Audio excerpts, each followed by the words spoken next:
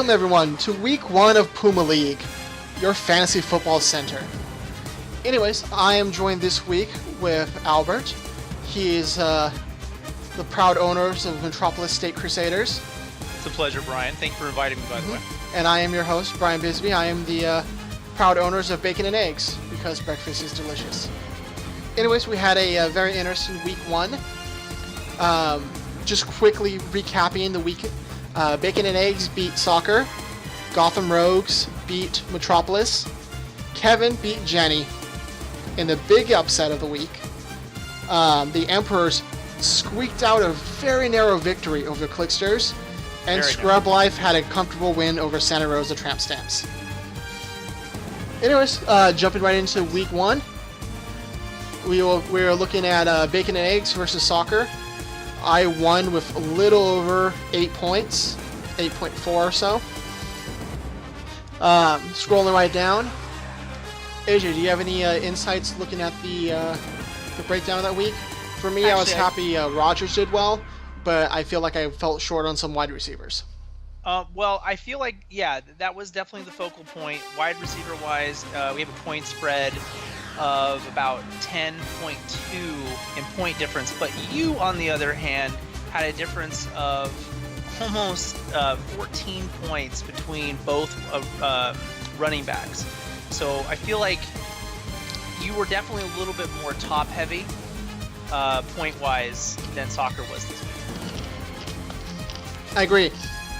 And Woodhead for San Diego, even though they lost, he had a great game and got 18 points. He did. And really, Gore really just kind of failed me. I thought they were going to get a lot more points against Detroit. Indianapolis might not be as strong as I thought they were going to be this season. Why do you feel that is? I don't know. Maybe Detroit's a lot better than I thought. They had a high-scoring game, but he only had 59 rushing yards and 19 receiving yards. It's just, Frank Gore, I feel like he kind of fell short on me. And I guess Sanders just didn't get much ball. He only got some yards, so he didn't get much ball handling versus Carolina, which I know is going to be a tough game, but I thought he would, get a couple more touches. True. It might also be the fact that it's still first week, too. Exactly. Everyone's settling in. And also the Chiefs did not help Soccer at all with only 1 point. That's really hard. Both quarterbacks, Cam Newton and Rogers, performed very well for both teams, I have to say. And shout out to Mike Forte for giving me a solid 15.5. And then let's look on the bench. Both our QBs, we played the better QB. His wide receiver, Snead, he should have played from Oakland. That game against Oakland, they did lose, but that man got a lot of touches. He did, and I think that this is what happens when we rely too heavily on projections and not overall statistics from previous years. Yeah. I'm happy I did not run the Rams defense. Texans defense would have gotten 7 points, which would put them really close. But part of the hard thing to do is and it's like a 4-pronged thing, but I'll make it quick, is you want to know how they performed against that team last year, but the composition of that team may have changed. Yeah, because everyone shifts, Right? So I'm not exactly sure how to calibrate that yet. Yeah. Statistically speaking. Defenses are tough because it's a blanket score for so many players, and usually they don't have big names that you recognize, and it's who makes the team every year can shift 25%, 30%. True. And that changes kind of everything up. Well, I still generally believe that most of us selected this year based on what we could get based off of raw percentage once again, but for those now listening, like Mitchell, Gothard, Bradley, Keaton, I'm sure everybody's kind of, and Bob and David and Hope, welcome, by the way, I'm sure everybody's wondering how to get that competitive edge.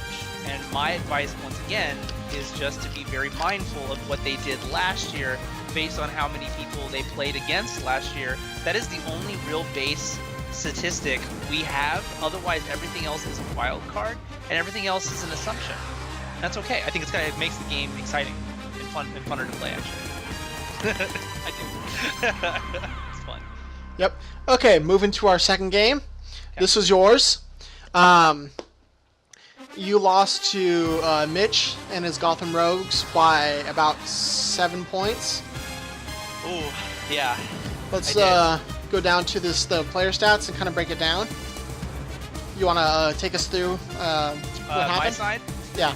Well, first and foremost, I completely did not understand that my running back was that was benched. Abdullah was that good because he made 18 points, and had I played him instead of even one of my running backs, who both were anemic, absolutely anemic. I mean, anything under 6 points for a running back pretty much cost you a victory. So I was a little disappointed when I found out, and my kicker, I picked the wrong kicker for the game. And it's not defense. My defense overperformed far and above. I only expect a good defense to do about 9 points on average, maybe 13, a really good game. But 21, that's almost unheard of. And I'm still, my wide receiver, my TE did very good, and I'm still waiting for for Brady's suspension to lift. Exactly. Yeah. But I have to say, Bortez didn't do too bad, even though they lost. Mm-hmm. And the Vikings defense, 2 sacks, 1 interception, 2 fumbles, and 2 touchdowns. I was in awe, because Mitch even congratulated me after the victory that he had. But that defense, and I was just as much in awe too. I would like to point out that your defense was your highest scoring player out of everyone. That's rare. That is incredibly rare. Incredibly rare. And let's look over at Mitch's side. Yeah. He was carried by Cooks. Ooh, 27 the points. Oakland, the New Orleans, they lost to Oakland barely. That was a close game. Yeah. But that man carried his team. 2 touchdown receptions, a lot of yards, beautiful. And then he also had he had Yeldon versus my Green Bay. I feel like he's the kind of person, and I'm sure you'll agree with me on this, Brian, because you're a very rational and fair human being. He's the kind of guy who, after the game, even though they lost, they still get him a beer and let him talk about victory because he did such a good job. Exactly. No, I agree with that. And I don't know why he didn't run Fitzgerald, because I've always seen him put solid numbers up. Yeah, I have no idea. And yes, they were against New England, which that loss makes sense to me, but once again, those projections get you in trouble. I know, but the quarterback loves Fitzgerald. Because I feel like what happens is the projections are misleading, and we let them lead us too often in our pick choices. Yes. I have to say, great job with your tight end too. Oh, me? Yeah. Oh, thank you. That's a solid choice. I basically, when we went through the draft process, I had a list. I think we all had a list. Most of us had a list, hopefully. And I was picking the best I could pick from what was there. And he was one of the very few first picks I had. So I was grateful to have him. Nice. Yeah. But yeah, your running backs. Yeah. If you would have. Oh my God. Well, honestly, I feel punished for the decision because. And the thing is, you only have one other running back to switch out of. Like, I don't know if you need 2 kickers or not. I didn't know if they were gonna be underperforming. Now I hope that in the end it turns out that this is kind of a below median average scoring session for these two. But we'll find out. We'll see. Now I understand you're running Rawls for Seattle because they were playing Miami, which is usually. Well, I know they're a little better this year, but I think that was a smart decision just because you never know. Mm-hmm. But it feels like usually the running game's pretty good against them. But I was pulling Peterson in. I just thought Peterson would do well once again because of the projections. He looked to potentially score more based on their statistics. But if you look at the actual plays, I feel like it had more to do with this specific team, and for whatever reason, their metrics, as much as they claim. Okay, well, I'm getting into conspiracy territory here, so I'm going to stop myself. But I just feel like there's an invested interest in letting people think that players are a certain way. But if you really look at them play, you can sense their personality, their individuality. sure you understand. Yeah. You do know. And yeah. it also just comes down to, the better players are more heavy covered, so the QB throws to who's open. That's an excellent point, Brian. I did not think of that. That is a good point. Or, the running backs just kind of get smashed because the defense is strong on the run plays. Well, it makes sense. They have too much celebrity status at this point. Awesome. Yeah. Anyways, we're moving on to the classic Kevin versus Jenny MacArthur matchup. I always like how Hope and Anthony face each other because it's always intense, and I am surprised, considering how much research Hope does, that the game was this much of an upset. Let's look down it, shall we? That's a good point. Let's analyze Kevin first. Okay. The QB was a huge disappointment. Only 1 touchdown. Oh, 5 points for a QB? Oh, I feel like that's almost unheard of. Yeah. I mean, it happens, but it's real low end. Real low end on the QB. I mean, that's his one job is to make points. So if he does not do well, the whole team is in a lot of trouble. His job is in a lot of trouble. He had decent running backs, though. I mean, 12 and 11, that's pretty median. I feel like he could have absolutely performed as badly as my team did at 3 or 5, but he managed to be over 10, which is more than average. And his D. Bryant, 0.8. I mean, that hurts. It's kind of amazing he still won, because I know. Two of the heavier point positions, no points. Exactly. And his wide receiver Jeffrey for Chicago, did good job. That's it. It comes down to Williams, though. Oh my God. The running back for Pittsburgh.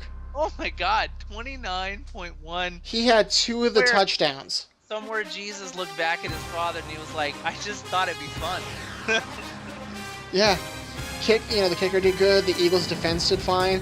He only had 3 players on a winning team, which is the bottom 3. But Williams carried Anthony. That was almost a third of his points was that one player. Almost a third. Yeah, I'm not going to fight. There's no reason to. And let's analyze his bench really quick. Yeah. He just made bad choices because, there's 16 and a 15.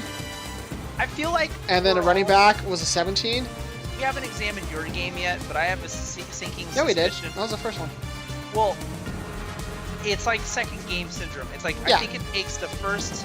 We're Tuesday quarterbacking.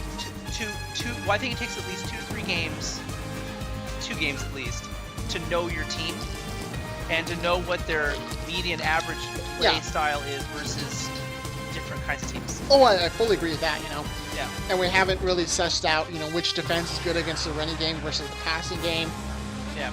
Now let's come over to look at Hope's plays. Wilson, quarterback for Seattle. He didn't put up too many points, but he was playing against Miami. I can see why, he would look positive for her. And she doesn't. They both do not have any backup quarterbacks. They're waiting for the bye weeks, and they just pick one up off the waiver. And then, Matthews did good. That's a solid choice. Johnson was a little anemic. Nelson for Green Bay, good numbers for a wide receiver. She had a wide receiver for Miami, which was kind of questionable considering they were playing against Seattle. He did low. I actually like Seattle a lot. Yeah. They do look good this year, but we'll see how they do. Not do well. No, her tight end just did poor. It's just like, her kicker did good numbers, her Broncos defense did okay, because Carolina's a tough team. Everything leading up to that last running wide receiver is just very low. And then her defense, which once again, defense is not where I normally go for all the heavy points. Well, yeah. Sometimes I can go negative. But she got... That's a very good point. Yeah. Yeah, and then on her bench, she had 1 suspension, which is, good. She didn't play him. And she had little on the bench except for Matthews.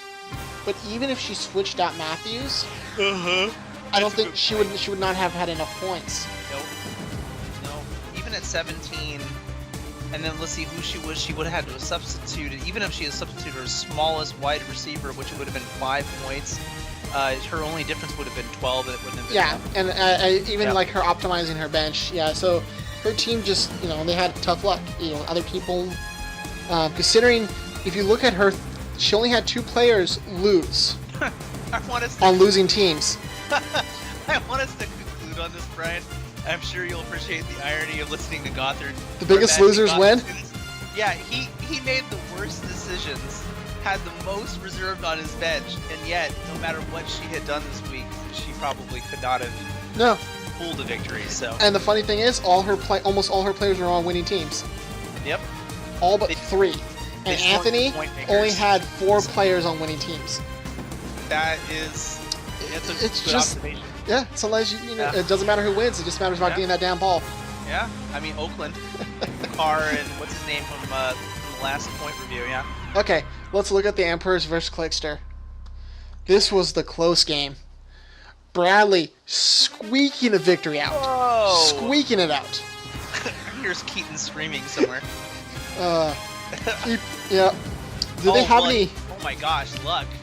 85.5. Yeah. That is a solid. Even though he lost to Detroit, yes, it was a high-scoring game, and that's sometimes that's all that matters. Yeah, I can't imagine the people who hired him being angry at him for scoring as many touchdowns as he could. I feel like that was a defense fault, not his. Versus Palmer for Arizona. Going against New England, which is a tough opponent, and they lost, but it wasn't a bad. It was a close game. And then we have Miller versus Lacey. Lacey did low. Yeah, he just didn't get the ball very much. But 7.8's not terrible. No. I mean, it's not great. You want the running backs in the teens, but then again, we go down to the next running back. It's T. Gurley. That's a switch up. On the Rams, and the Rams did nothing. That was a disgusting game on Monday night. That is just funny. So the SF just crushed them 28-0. But on the Clickster side, Johnson for Arizona, they lost, but he got most of those carries and almost 20 points. That's insane. So close. So the running backs kind of balance each other out. It favors Keaton a little bit, but that with the quarterbacks, it still favors Emperors. Yeah. And then let's look at the wide receivers. We got Macklin and Allen, San Diego and Casey. So 2 players playing each other. 18 points total versus 30.9 for the 2 wide receivers. Baldwin for the Seattle, makes sense, and Cooper for Oakland. Oh yeah, he got the 2-point conversion. That's good points. That's almost got it for Keaton. And then the tight ends were pretty. Oh, Keaton's tight end. Yeah, that Graham probably cost him the game. To really be fair. Yeah. To only get 1.1 point. To only run 11 yards. If he would have ran another 5, if he would have ran another 5 yards. Is that really the deviant?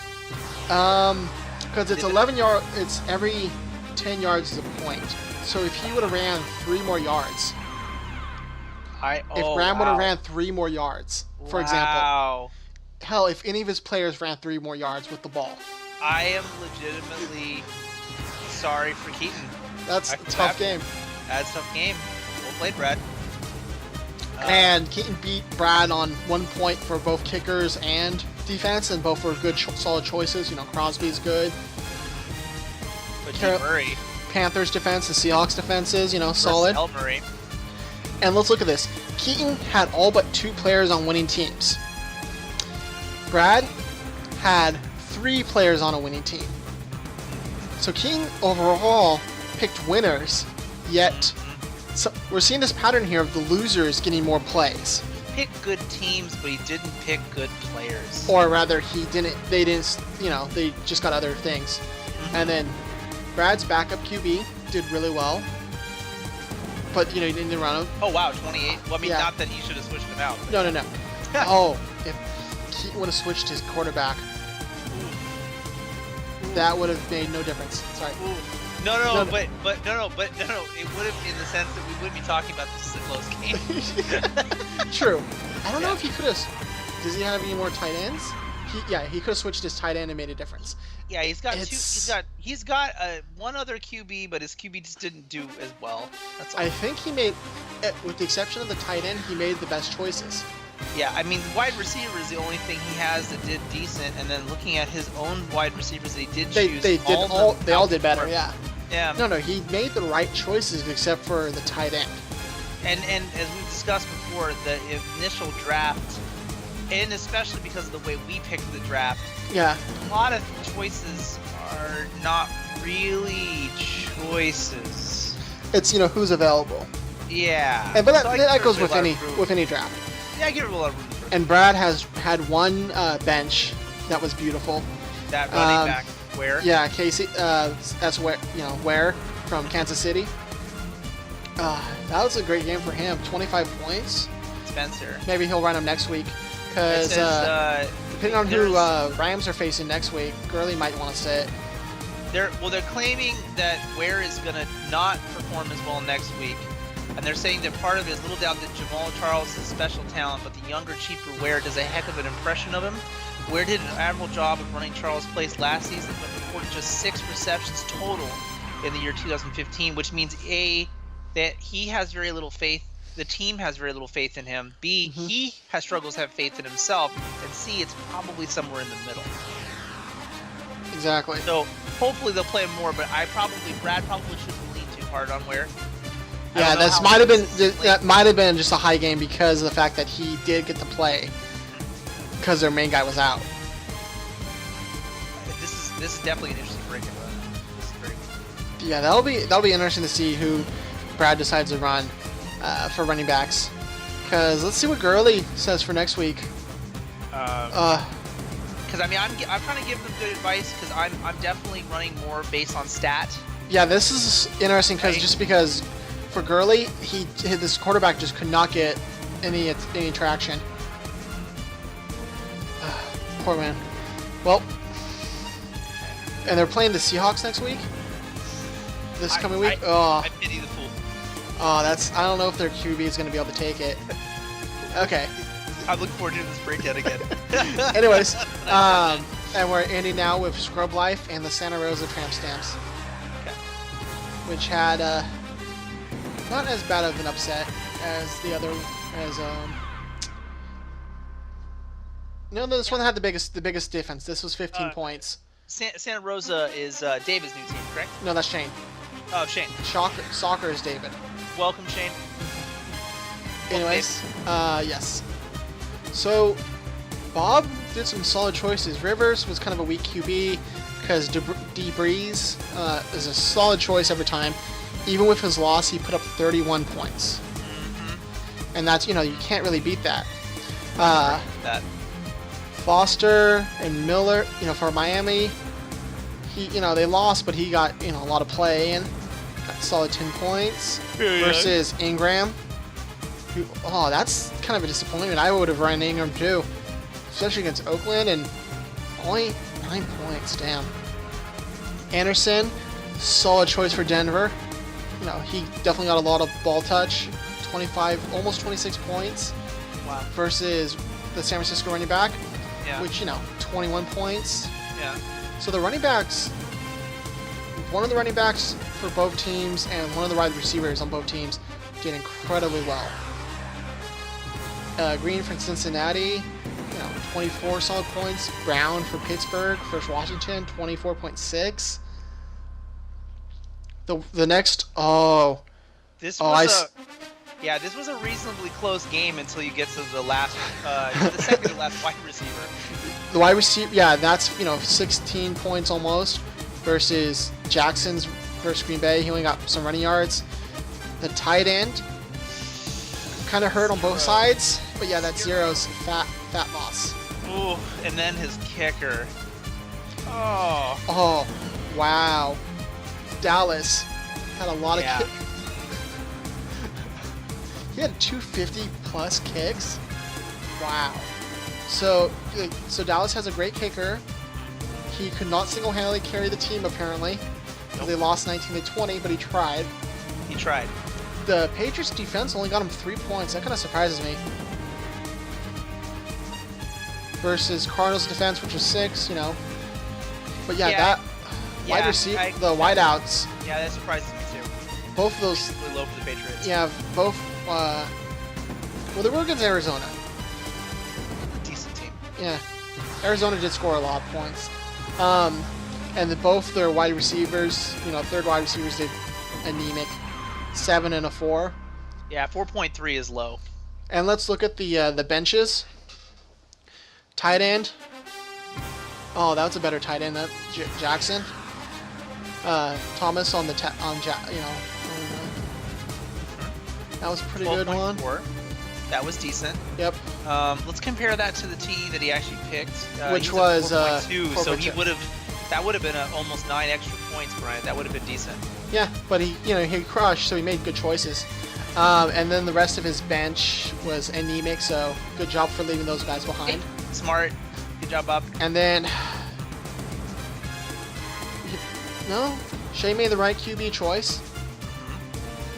A nice 10-point running back. Surprised at Oakland won. I know, that was apparently a really close game. I didn't get a chance to watch it. He could have got 2 more points on a running back. A wide out. He needs a new tight end. Because, yeah. I don't think no matter what, I don't think anything.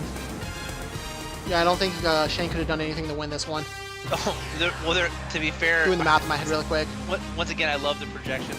They're claiming that Barnage is going to make 11.2 in the next game.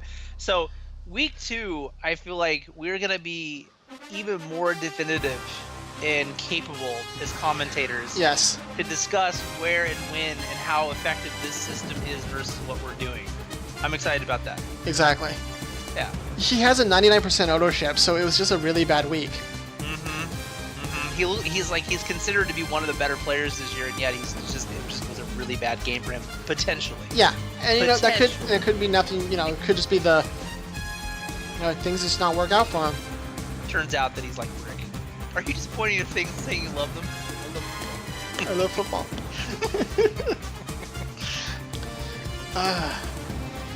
Yeah. Philadelphia just stopped them. They only got 10 points. The poor Browns. Oh well.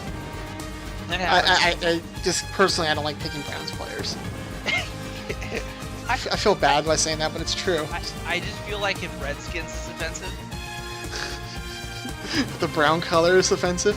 I have to say though that overall, the thing is, Shane got really high. He would have beat 6 other teams. But that's a nice. That's a nice way. That's a very Christian. Because he would have beaten my game. He would have beaten the MacArthur's, and he would have beaten anyone in your set matchup. It's true. And Clickster would have beaten anyone. He got 4th overall points, but he fought the person with 3rd overall points. And that's just sometimes how it goes. I was talking to James, the writer in our 111 film group, during today. He's like, I lost both leagues I was in because I got 2nd and 3rd most points in the week versus the person who got the 1st most points in the week. It's just the matchup sometimes. Yeah, I watched an episode of Adam Ruins Everything, and he focused on football last week. And his whole dissertation is that we don't use the bracket system to discover who the best team is, because the best team rarely ever even makes it to the Super Bowl. And it's true. So it makes life more interesting, I think. Exactly. I think it makes it fun. Oh, and then before we wrap up, before everything went down after the draft, but before the games, Jenny picked up Jesse James, the tight end. Oh, she did pick something up. Yes. She ads. Let me go to ads. Yeah. Here we go. The Emperors got Alex Smith as a QB, and Kevin Moffler picked up the Buffalo quarterback. Todd Taylor. And they dropped. Tyron. Hope dropped Theo Riddick from Detroit. Emperors dropped Darren Sproles from the Eagles, and Marcus Martolo from Tennessee for Kevin. I I want like to see how they did. It tells us that who used a mobile device, Hope used a cell phone Yeah. computer. Yeah. Wow, she should have kept him. He got 22.8 points last week. I have no idea what she did or did not think was going to happen. But, you know, versus the tight end, maybe she just, didn't like the tight end she had, and I understand that. It's true. But I mean, I could definitely. But then again, Theo is projected for only 5 points this week. Like I said, I have this whole thing about how I won't even touch anyone on my team add or drop until second week because I feel like and I'm saying this because I am the son of a scientist, I have no median average to judge whether or not this is a consistent game for you as an individual player. And this game is not about what we're playing is not only about what team you're on, it's about who you are as a person. Mm-hmm. Yeah. Anyways, let's look at the if you go back to the schedule for week 2, let's quickly brief over what we have in store. I am facing Hope, so we will see how that goes. Kevin is facing Gotham Rogues, so it's a bromance fight. Mm-hmm. You are playing against the Emperors. Bradley. Which is Bradley. Yes, that'll be interesting. That'll be a fun one. Yep. Flickster and Bob. Scrub Life. Ooh, that'll be a good one. Exactly. And then Soccer versus Trainer versus Tramp Stamp. So our two newest leaguers will be facing each other. Good luck, David. Good luck, Shane. Yes. And then we have some awards. Top 1 player goes to the Emperors for starting Andrew Luck. Big surprise there. Congratulations, Soccer. You've won the Bucket Award trophy. You left the most points on the bench for your fantasy team. Tough. Anyways, that wraps up today's Puma League weekly wrap-up. Join us next week where we'll break down another interesting season of football. I will talk to you guys later. Have a beautiful night, guys. Night. Till then, beautiful days and sunny nights.